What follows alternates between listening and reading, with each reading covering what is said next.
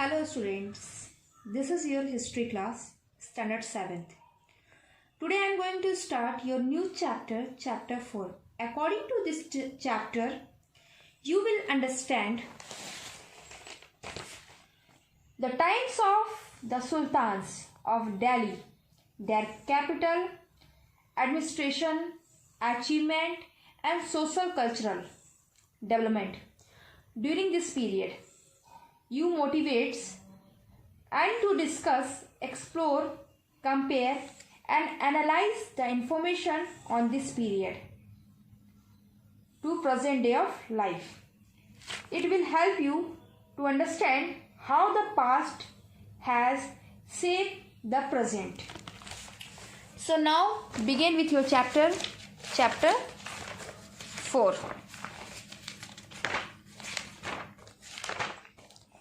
The Delhi Sultanate, which is called Slav Dynasty.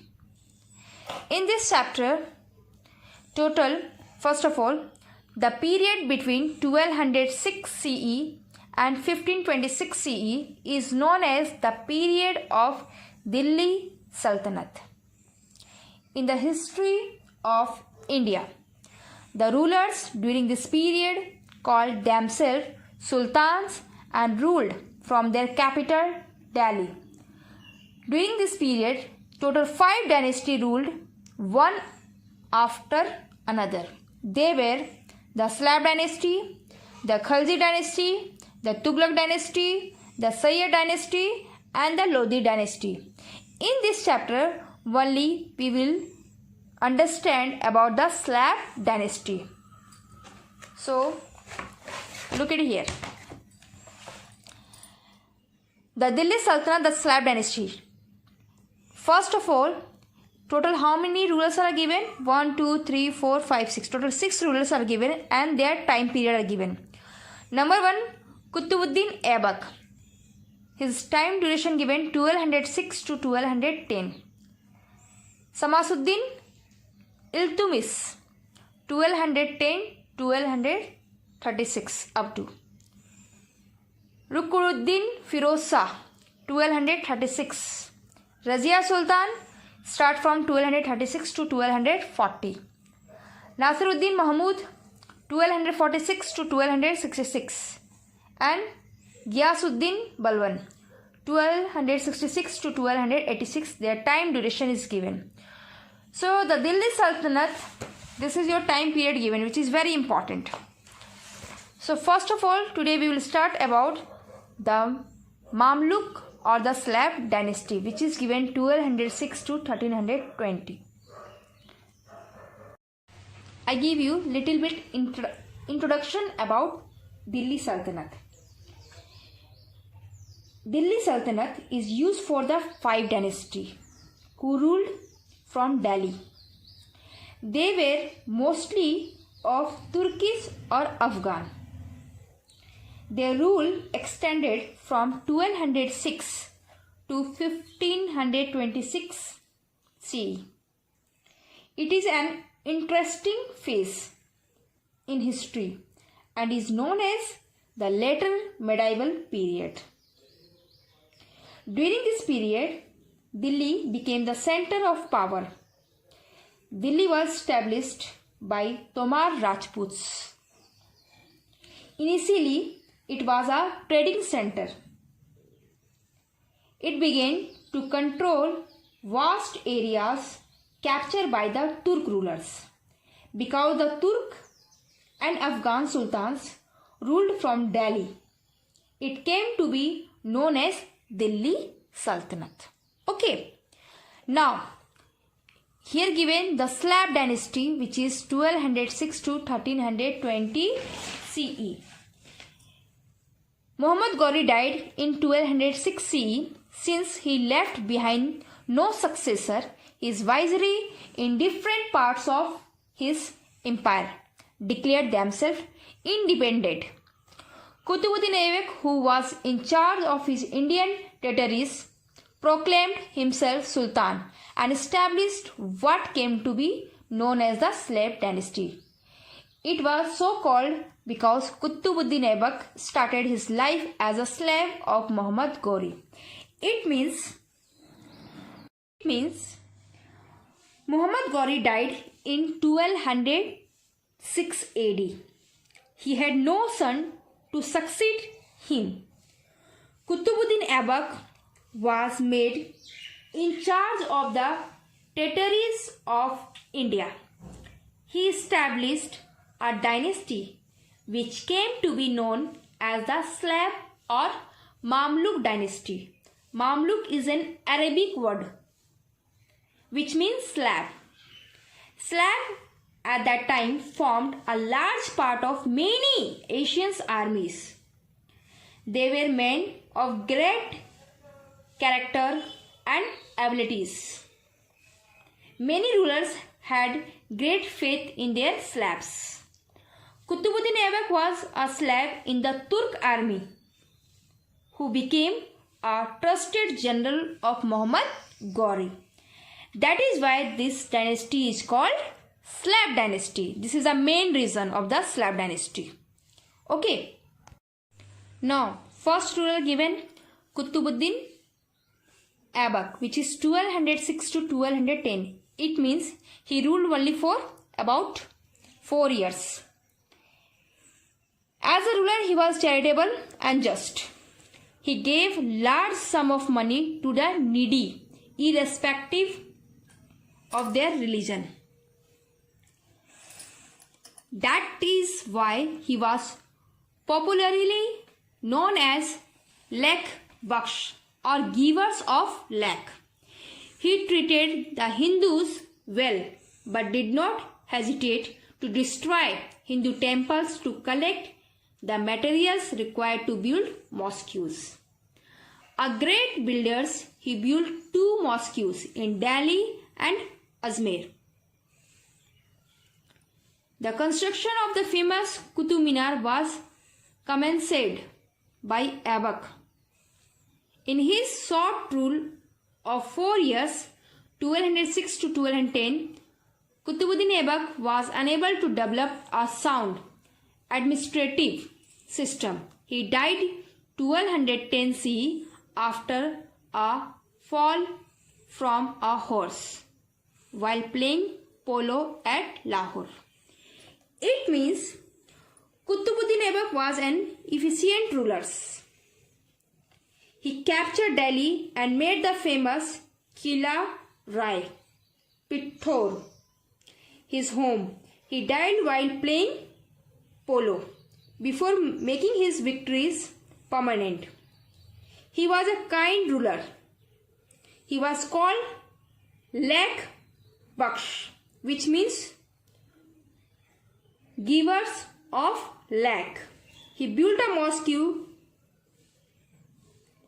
called Quat ul Islam. It is situated at Delhi.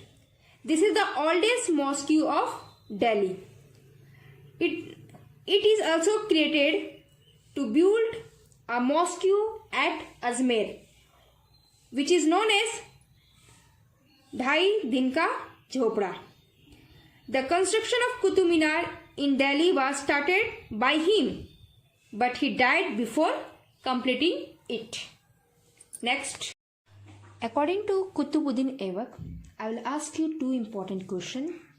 Number 1, what did Qutbuddin Aibak build? Second, how did Qutbuddin Aibak die? Now next topic is your Iltutmish. Your time duration is given 1211 to 1236 CE. After Qutbuddin's death, his son Aram Shah sat on the throne. He proved to be a weak, inefficient and worthless ruler. He invited Aibak's son-in-law, Samasuddin Iltutmish, to become the Sultan of Delhi. Iltutmish, who ascended the throne in 1211 CE, also began his life as a slave. Nasiruddin Kubacha, the ruler of Multan, occupied parts of Punjab, Yildiz, the ruler of Ghazni, considered himself to be the legal heir to all the Indian possessions of Muhammad Ghori. Iltutmish led an army to Lahore and defeated both Qubacha and Yildiz.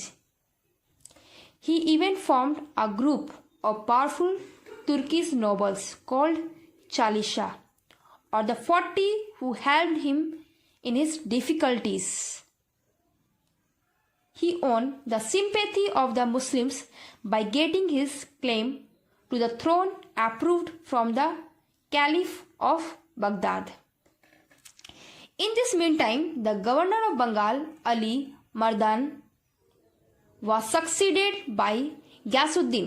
Ghiyasuddin was defeated and killed by Iltutmish. The Rajput kings had also revolted against the Turks. He also defeated the Rajput ruler of Gwalior, Malwa, Ujjain and Mandu. He extended the Turkish empire up to the bank of Narmada. In 1221 CE, Iltutmish had to face a new trouble from Central Asia. The Mongols under their leader Chengiz Khan drove away the Shah of Persia, who sought shelter in India. Iltutmish realized that if he gave refuge to an enemy of Chengiz Khan, the Mongols would surely invade India. He refused to give shelter to the Shah of Persia and saved Delhi Sultanate from the Mongol invasion. It means Iltutmish succeeded Qutbuddin Aibak. He was a slave of Aibak. He was an able ruler. He faced many problems but dealt with them strongly. He crushed revolt and protected the boundaries and established a strong sultanate. Yildiz, the ruler of Ghazni, it is given here, Yildiz, the ruler of Ghazni, Qubacha, the ruler of Multan, challenges his throne. The nobles and the Rajputs were trying to be independent. The Mongols under Chengiz Khan were ready to attack the Sultanate. Iltutmish stood as an iron man in this difficult situation. He successfully put these difficulties to an end. He is therefore called the actual founder of Delhi Sultanate. He took following step, which is very important. What step is there? Number 1. He created a group of selected 40 nobles called Turkan-e-Chahalgani, which is called group of 40. Number 2. He introduced the Iqtari system. The territories of the Sultanate were divided into small areas called Iqtars. Nobles were made in charge of this Iqtas.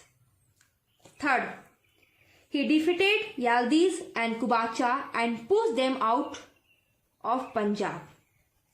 He defeated the Rajput rulers. He annexed Bihar and Bengal into the Sultanate. Fourth, he saved India from the Mongol attack. He refused to give shelter to the Shah of Persia. Shah was the enemy of the Mongol rulers. Chengiz Khan was happy with this move of Iltutmish. He did not attack India. Next, he issued silver and copper coins. Silver coins were called tanka and the copper coins called jitas. These coins remained popular throughout the Delhi Sultanate. Iltutmish shifted the capital from Lahore to Delhi. This was the beginning of the glorious period of Delhi. In the later years, ruler preferred to the ruler from Delhi. Iltutmish was a great builder and supporter of art. He completed the unfinished Qutub Minar. He built a mosque at Badaयूं. He made a tomb made of red stone for himself in Delhi. He died in 1236 AD. He appointed his daughter Razia as his successor. Iltutmish did not find any of his sons capable of ruling the Sultanate. The nobles did not like to be ruled by a woman. In that time, only men will be ruled. They did not like women. They placed Rukunuddin Firoz Shah, a son of Iltutmish, to the throne. Rukunuddin did not have the qualities of a king. He did not pay attention to the matters of the Sultanate and neglect every day. People demanded an able and caring administrator. So Razia became the ruler. The people of Delhi supported her. She was widely known as Razia Sultan. So according to Iltutmish, I will ask you 3 questions. Number 1, why Iltutmish is called the real founder of Delhi Sultanate? Number 2, who defeated Iltutmish? Third question, who was first to mint gold and silver coins? So next class we will discuss Razia Sultan. Thank you.